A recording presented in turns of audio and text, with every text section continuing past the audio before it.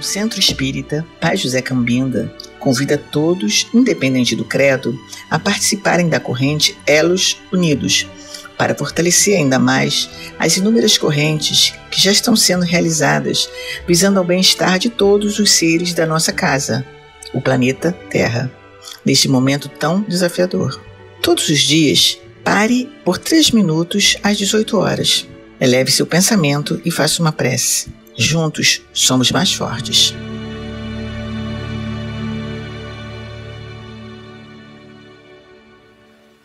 Hoje, dia 26 de abril de 2023, Templo Umbandista Pai José Cambinda, onde damos início à reunião de estudo doutrinário das quartas-feiras com a prece inicial.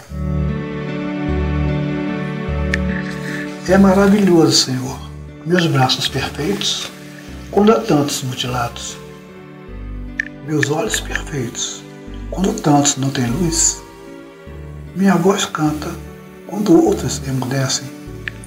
Minhas mãos trabalham, quando tantas mendigam. É maravilhoso, Senhor, voltar para casa, quando tantos não têm para onde voltar. É bom sorrir, amar, sonhar, viver, quando tantos choram, odeiam e revolvem pesadelos e morrem sem viver. É maravilhoso, Senhor, ter um Deus para crer, quando tantos não possuem o lenitivo de uma crença. É maravilhoso, Senhor, ter tão pouco a pedir e tanto para agradecer.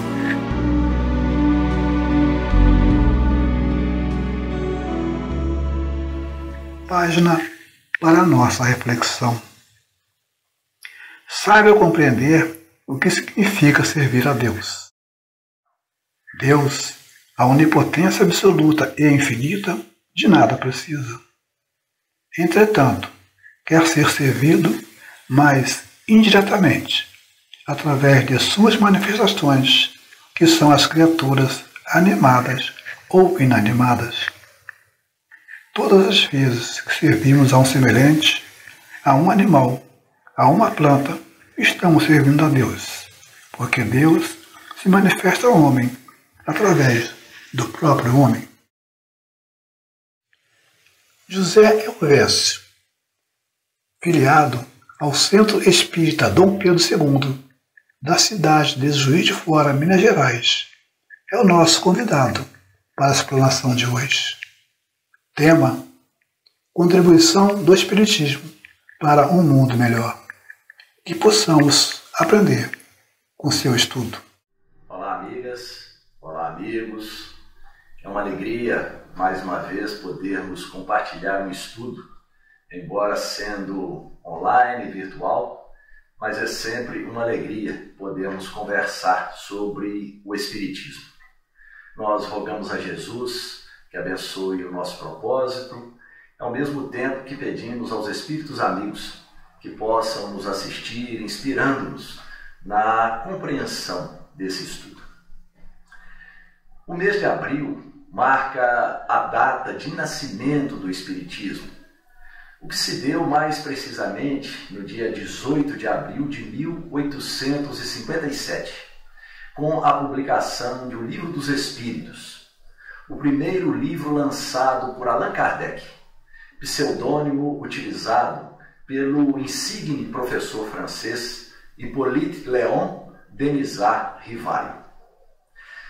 Alguns anos antes, uma distração comum nas residências de Paris, os chamados saraus, que eram reuniões festivas que aconteciam no final da tarde e início da noite, onde eram apresentados concertos musicais, serestas e outros eventos culturais para o entretenimento e o convívio social, geralmente feito nas residências. Pois bem, esses saraus foram marcados por um acontecimento inusitado. A partir de uma determinada data, as mesas de centro, aquelas pequenas mesinhas que adornavam as salas, começaram a se mover sozinhas, sem que ninguém as tocasse. Com o passar dos anos, foram descobrindo que essas mesinhas davam respostas às diversas perguntas que lhe eram propostas. E isso era feito através de pancadas que as mesinhas emitiam, apontando as letras do alfabeto que eram colocadas ao seu redor. E com isso formavam palavras, dando as devidas respostas. E isso se tornou uma diversão para a época. O professor Hippolyte Rivaio foi convidado para assistir uma dessas sessões e percebeu que ali existia algo mais sério que simplesmente uma distração banal. E que se as mesas davam respostas inteligentes, é porque havia uma força inteligente por trás de tudo aquilo. Afinal, as mesas, diz ele, não possuem cérebro, nem músculos, nem nervos. Começou então a propor questões mais sérias de filosofia, religião, ciência, anatomia e etc., percebendo que as respostas eram coerentes e precisas. Foi assim que começou a sua investigação sobre a causa daqueles fenômenos e concluiu que se tratava de inteligência do mundo invisível, os chamados espíritos. Intensificou as experiências e deu a obra por concluída, vindo a publicar o Livro dos Espíritos na data que eu citei anteriormente. A sua pretensão com a obra não era a de criar uma nova religião, mas sim uma doutrina filosófica com consequências religiosas, como qualquer filosofia espiritualista, que pudesse ser o suporte para as diversas religiões já instauradas, auxiliando-as com a explicação dos diversos fenômenos ditos sobrenaturais, comprovando a imortalidade da alma, a vida futura e a existência de Deus. Então, o professor Rivaio adotou o pseudônimo de Allan Kardec para lançar o livro. Os espíritos lhe revelaram que este tinha sido seu nome verdadeiro em uma encarnação nas Gálias, quando ele havia sido um sacerdote druida. Hoje, Allan Kardec é conhecido como o fundador da doutrina espírita, ou espiritismo, como ele denominou. Mas em uma observação na introdução de O Livro dos Espíritos, Kardec diz textualmente: não pretendo ter nenhum mérito pessoal na confecção da obra, pois os princípios nela exarados não são de criação minha. O mérito, diz ele, cabe todo aos espíritos que a ditaram. Por isso dizemos que Kardec é o codificador do espiritismo, ou seja, aquele que codificou, que reuniu numa obra textos, documentos, extratos oriundos de diversas fontes. É aquele indivíduo que reuniu em coleção, que compilou os escritos que os espíritos ditaram através de diversos médiuns. Esta é uma definição do dicionário que esclarece sobre a função do codificador. O Espiritismo, ou doutrina dos Espíritos, vem cumprir a promessa de Jesus de que enviaria outro Consolador, o Espírito de verdade, que o mundo ainda não conhecia, pois não estava maduro para compreendê-lo. Ensinaria todas as coisas e lembraria o que ele, Jesus, havia dito. É assim que surge, na época predita, o Espiritismo, cumprindo aquela promessa do Cristo, esclarecendo ao ser humano de onde vem, para onde vai e por que está na Terra. Revela a imortalidade através das comunicações dos espíritos, que nada mais são do que os seres humanos sem o corpo físico, ou seja, aqueles que já partiram pelo processo da morte. Deixa claro que ninguém morre, que a morte é apenas uma transferência para outra dimensão, para outro plano de existência, o qual denomina de plano espiritual ou mundo espiritual. O corpo físico morre, se decompõe e se transforma ou é cremado, mas o espírito jamais morre. Sai do corpo e permanece na vida. Mantém sua individualidade inteiramente preservada. Prossegue em sua jornada evolutiva com o conhecimento que adquiriu, com as virtudes que conquistou, Assim como com os males, erros, equívocos que não pôde superar ou vencer na sua atual encarnação, mas que futuramente, certamente, conseguirá pelo seu esforço em corrigi-los e repará-los. Assim, com certeza, com a certeza na imortalidade, os laços de família se fortalecem, já que no mundo espiritual os espíritos formam grupos ou famílias que se unem pela afeição, pela simpatia, pela semelhança das inclinações. Lá se sentirão felizes por estarem juntos novamente e planejarem as novas etapas de seu progresso. Com esta afirmação, perde-se o medo da morte, a convicção de que a vida real, a vida verdadeira do espírito, o seu estado natural, é o de espírito livre, ou seja, de desencarnado. Dá ao ser humano, então, a serenidade para viver enfrentando as dificuldades, os problemas da vida, pois sabe que esses problemas, essas dificuldades serão passageiros, que representam oportunidades de aprendizado e evolução para alcançar a felicidade, já que esta é a meta de todos nós. O Espiritismo esclarece que somos seres espirituais criados por Deus, simples e ignorantes, ou seja, sem qualquer conhecimento, sem entendimento do bem e do mal, mas com aptidões iguais para tudo e destinados à perfectibilidade, a qual deverá ser conquistada pelo esforço individual, através das múltiplas e diversificadas experiências reencarnatórias. À medida que o ser espiritual evolui, desenvolve o livre-arbítrio e passa a decidir como agir, escolhendo os caminhos que melhor lhe apraz, errando e acertando num trabalho constante de aperfeiçoamento. É assim que recebemos a oportunidade de nascer e renascer indefinidamente, até que aprendamos a prática do bem e do amor. Nascer novamente é o anseio de todos os espíritos. A reencarnação, que é explicada pelo Espiritismo, vem confortar e, ao mesmo tempo, proporcionar a certeza de que é possível o progresso constante e recomeçar uma existência que tenha sido mal aproveitada. Com isso acaba a ideia de castigo divino, de punição pelos erros cometidos, e oferece uma ideia mais sensata do amor de Deus, que dispensa ao ser tantas oportunidades quantas forem necessárias ao seu aperfeiçoamento. A reencarnação é uma grande demonstração do perdão divino, do amor divino. Partindo então dessa compreensão espiritualista e reencarnacionista, a existência humana ganha um sentido diferente e afasta o ser da visão materialista com as suas consequências mais terríveis, como, por exemplo, o apego à vida e às coisas materiais, o consumismo, o niilismo, que é a ideia do nada, com as suas consequentes e nefastas ocorrências, principalmente o suicídio.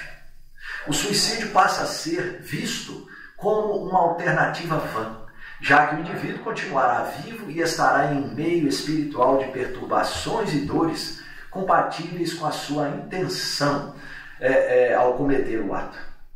A doutrina espírita demonstra a situação de dor e sofrimento dos espíritos suicidas, através das suas comunicações e do relato dos instrutores espirituais, já que afirmam ser grande o engano, a tentativa de deixar a vida. Somos imortais e o que se deve fazer é lutar para superar as próprias limitações, no esforço íntimo para a superação de si mesmo. O Espiritismo, ao mesmo tempo em que instrui, coloca as suas instituições a serviço do amor, amparando aqueles que precisam de uma palavra de estímulo, de consolo, de esclarecimento. As instituições espíritas são casas de acolhimento e ensino dos postulados espíritas. São locais de estudo e orientação para todos os que a procuram, independente de suas crenças ou credos religiosos. O Espiritismo não exige que aqueles que recebem os seus benefícios se convertam à sua doutrina, pois se baseia no princípio do amor, que nada impõe, que nada pede, mas apenas doa. Esclarece que o nascimento de um ser é uma concessão da providência divina, de nova oportunidade para que o espírito tenha experiências necessárias ao seu aprimoramento moral e espiritual. Por isso ensina que o aborto provocado em quaisquer circunstâncias é contrário à lei da vida. A única exceção é quando coloca em risco a vida da mãezinha. Demonstra que o espírito abortado muito sofre e em alguns casos se revolta e persegue aqueles que deliberaram pela interrupção de seu nascimento. Que a mãe, o pai e todos aqueles que foram responsáveis pelo aborto enfrentarão dores e limitações físicas em suas reencarnações, até que corrijam o ato equivocado. Mas adverte que esse processo não representa um castigo de Deus, e sim uma expiação, que também não é uma punição, mas um método de eliminação das desarmonias profundas do corpo espiritual para a periferia do corpo físico. É a oportunidade regeneradora que o espírito recebe para restaurar o próprio equilíbrio. Então não é preciso se culpar, sentir o remorso, mas deve-se perdoar, arrepender-se, pois o arrependimento nos leva a rever o nosso comportamento e os nossos atos. Estimula a prática das boas obras, das ações nobres, pois todo o bem que se faz anula o mal que se fez. O Espiritismo ensina que Deus é amor, que é a inteligência suprema e a causa primeira de todas as coisas, que ainda não somos capazes de compreendê-lo, porque nossa inteligência é limitada e não é possível o ser limitado compreender o ilimitado. Esclarece que Deus é o Criador de tudo e ama a todas as suas criaturas de maneira igual. Não tem preferências por este ou aquele povo, não castiga, não pune e nem recompensa, pois tudo e todos estão subordinados às suas leis, que são permanentes e imutáveis. E proporciona a todos as mesmas oportunidades de crescimento espiritual. Explica que Jesus não é Deus e que também não é o único Filho de Deus, pois todos somos filhos de Deus. Nos traz a revelação de que Jesus é um espírito altamente evoluído, um filho mais velho, que foi criado antes de nós, já que Deus cria incessantemente, e que trilhou o mesmo caminho evolutivo até atingir a culminância em que se encontra, a categoria de espírito puro. Bilhões de anos atrás, Jesus recebeu de Deus a incumbência de formar um novo mundo, um novo planeta, que deveria abrigar as criaturas que viriam povoá-la depois. É assim que ele trabalhou, juntamente com uma equipe de comandados seus, na construção do planeta Terra. Por isso, ele é considerado o governador espiritual da Terra. Em um momento de grande sacrifício e amor, deixou as regiões resplandecentes em que vive, para descer à Terra e encarnar-se e viver com os seres humanos nas suas condições.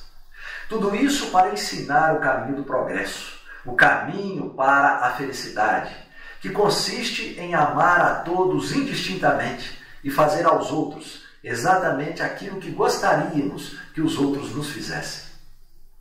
O Espiritismo interpreta os ensinamentos de Jesus, o Cristo, o ser mais perfeito que até agora habitou o planeta, à luz da lógica, do bom senso e, muito especialmente, da razão, definindo que fé inabalável só é aquela que pode encarar frente a frente a razão em todas as épocas da humanidade. Além de recomendar que tudo aquilo que não passe pelo crivo da nossa razão deve ser rejeitado. Assim, a fé é raciocinada e o Espiritismo é todo racional. A fé é exatamente a força racional que nos sustenta nos momentos de dificuldade, de aflição, mas também nos momentos de alegria, de bonança, nos transmitindo a certeza de que o amparo superior se faz presente. Muitas vezes a fé é confundida com atos exteriores de adoração, com homenagens ritualísticas, com cânticos, mas a demonstração da fé é um sentimento de confiança em si mesmo e em Deus. A mensagem de Jesus é de amor, colocando todos os seres como filhos de Deus. Comprovou a imortalidade, quando ele mesmo retornou após a morte na cruz. Em diversas ocasiões, confabulou com seres humanos que já haviam morrido e apareciam para comprovar a imortalidade. Com isso, deixava também a mensagem de que é possível o intercâmbio com os seres espirituais, o que o Espiritismo demonstra através dos médiuns. Ensinou que existem muitas moradas na casa do Pai, isto é, que existem muitos mundos habitados. A doutrina espírita, meus amigos e minhas amigas, vem desmistificar o aparecimento de espíritos, demonstrando que é um fenômeno natural, que não há aí nada de sobrenatural. Por isso, orienta o desenvolvimento dos potenciais mediúnicos das pessoas que as possuem e as denomina de médiuns. É através dos médiuns que os espíritos conseguem se manifestar no meio físico. Eles vêm demonstrar o seu interesse pelas pessoas que ficaram na Terra e instruí-las para o bem. Mas é claro que, não sendo os espíritos nada mais do que os seres humanos sem o corpo físico, existem aqueles que também vêm para perturbar, para prejudicar, para obstruir o desenvolvimento espiritual das criaturas.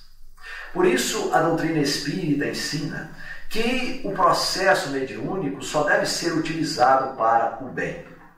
O médium espírita é um voluntário do trabalho espírita, e nada cobra ou recebe em troca do seu trabalho.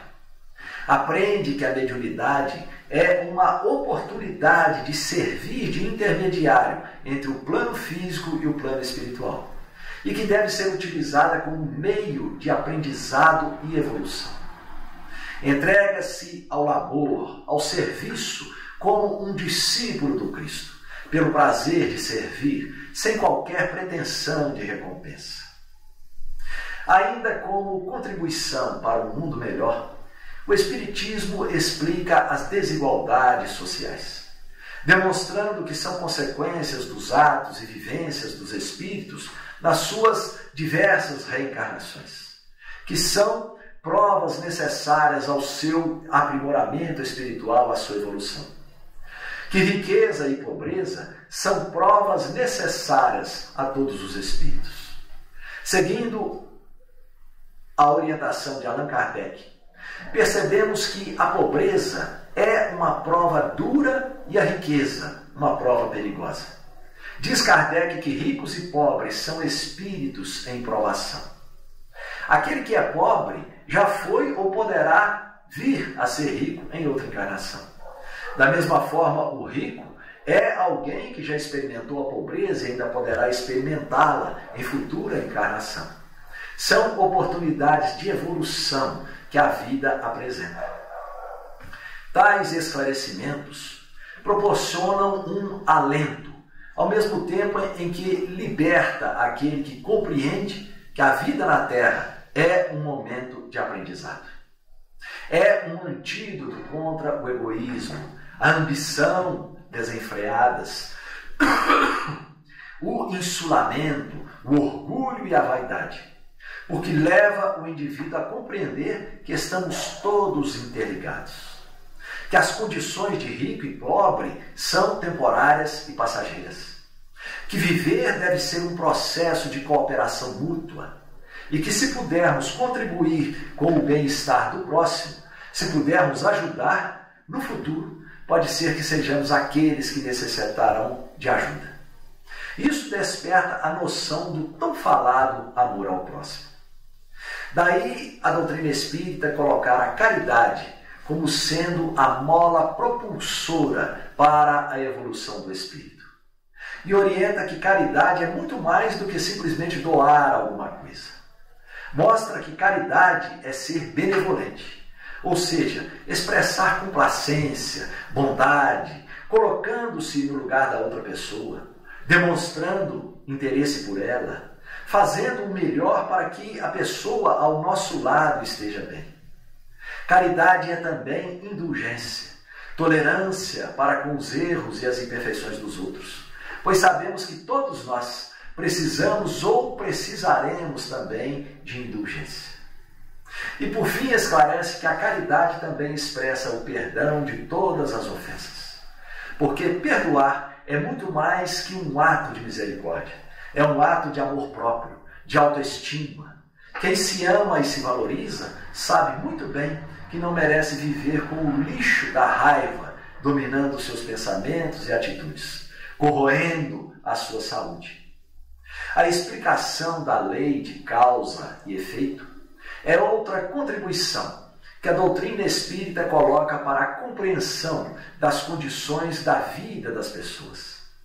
É uma lei à qual todos estamos submetidos. Permite que utilizemos o livre-arbítrio, executando uma ação voluntária, e que, em consequência, essa ação gera uma reação equivalente. Ou seja, boas ações provocam boas reações, nesta ou em outra encarnação. Da mesma forma que más ações provocam reações desagradáveis, nesta ou em outra encarnação. É assim que ação e reação representam o nosso comportamento, o nosso proceder perante a lei. Essa ideia derruba a tese do céu e do inferno, porque não existem punição nem recompensa na lei divina, mas sim um efeito em nós mesmos de todo o nosso comportamento. A lei é de amor, então todos receberão novas oportunidades para corrigir o que foi mal feito. As consequências das más ações podem ser experimentadas já nesta encarnação, mas se não for, será no plano espiritual. Tem o objetivo de despertar o indivíduo para o arrependimento.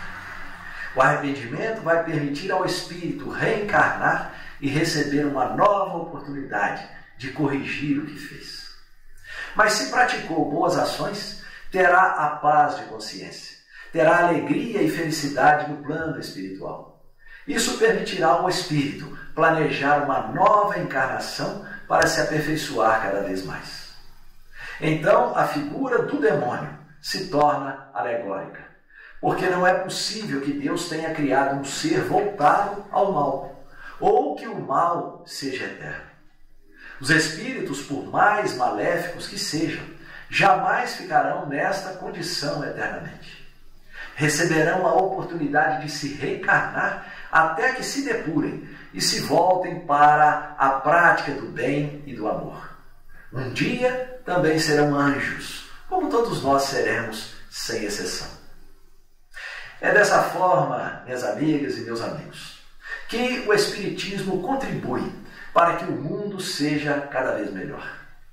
À medida que nós, seres humanos, vamos compreendendo os seus postulados e nos esforçando para praticar o bem, a vida vai se tornando mais agradável e o mundo vai se transformando para melhor. Toda transformação depende exclusivamente de nós. Para encerrarmos, deixamos uma frase de Chico Xavier para a nossa reflexão. Dizer o seguinte: lembremo-nos de que o homem interior se renova sempre. A luta enriquece-o de experiência. A dor aprimora-lhe as emoções. E o sacrifício tempera-lhe o caráter. O espírito encarnado, diz Chico Xavier, sofre constantes transformações por fora, a fim de acrisolar-se e engrandecer-se por dentro. Prezados amigos, prezadas amigas, eu agradeço a vocês a atenção e mais esta oportunidade de podermos falar um pouco da doutrina espírita do Espiritismo, deixando para vocês uma ideia de como a prática do bem e a prática do amor, que são recomendados pelos postulados espíritas, têm o poder de transformar o mundo para melhor. Um forte abraço a todos vocês.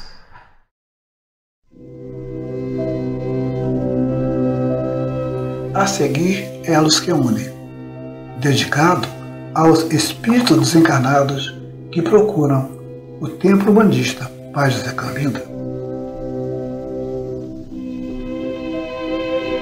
Senhor, fazei de mim um instrumento da vossa paz. Onde haja ódio, consenti que eu semeie amor. Perdão onde haja injúria, fé onde haja dúvida, verdade onde haja mentira, esperança onde haja desespero, luz onde haja treva, união onde haja discórdia, alegria onde haja tristeza. Ó Divino Mestre, permiti que eu não procure tanto ser consolado quanto consolar, compreendido quanto compreender, amado quanto amar. Porque é dando que recebemos, perdoando é que somos perdoados, e morrendo é que nascemos para a vida eterna.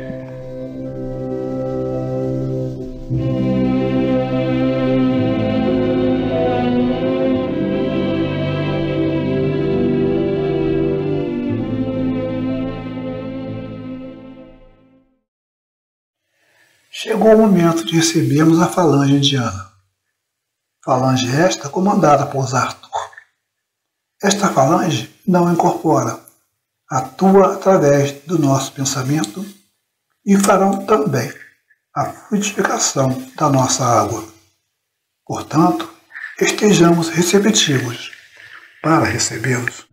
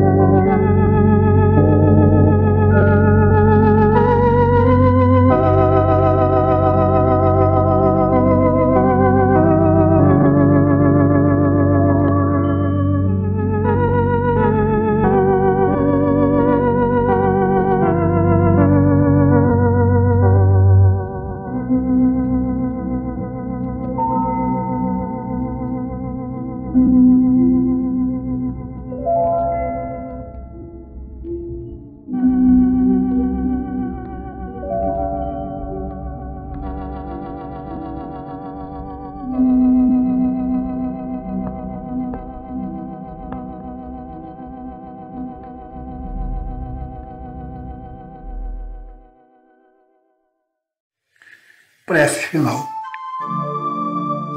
Agradecido a Deus e a todos esses trabalhadores invisíveis pelo êxito do nosso trabalho e também por toda a benção espargida em todos os participantes. E aproveito e convido a todos para a nossa próxima reunião, dia 3 de maio de 2023. Boa noite a todos. Ótima semana. Que assim seja.